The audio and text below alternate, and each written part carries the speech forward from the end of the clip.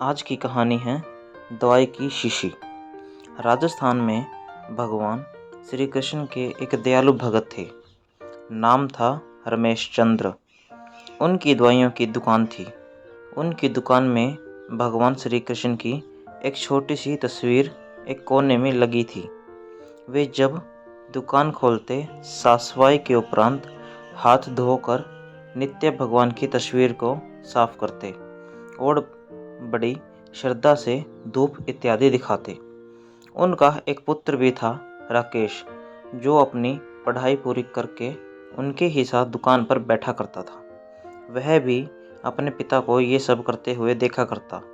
चूँकि वह नए ज़माने का पढ़ा लिखा नवयुवक था, लिहाजा अपने पिता को समझाता कि भगवान वगैरह कुछ नहीं होते, सब मन का वहम है।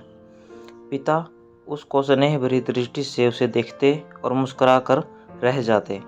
वे इस विषय पर तर्क वितर्क नहीं करना चाहते थे। समय बीतता गया। पिता बूढ़े हो गए।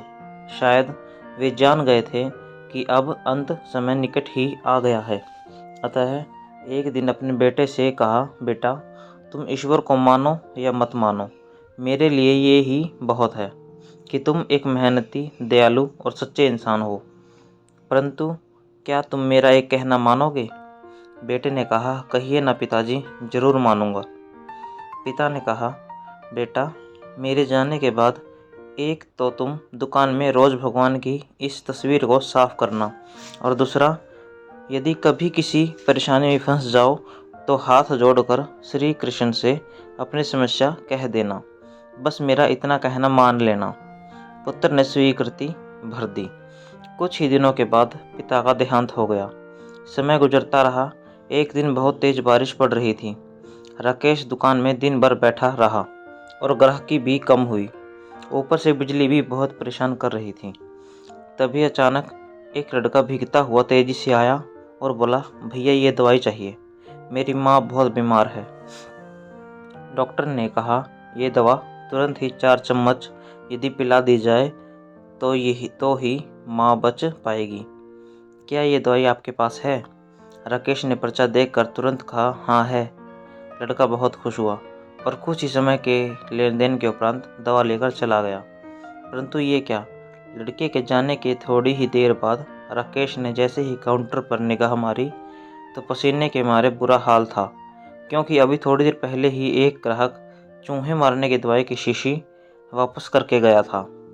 लाइट ना आने की वजह से राकेश ने शीशी काउंटर पर ही रखी रहने दी कि लाइट आने पर वापस सही जगह पर रख देगा।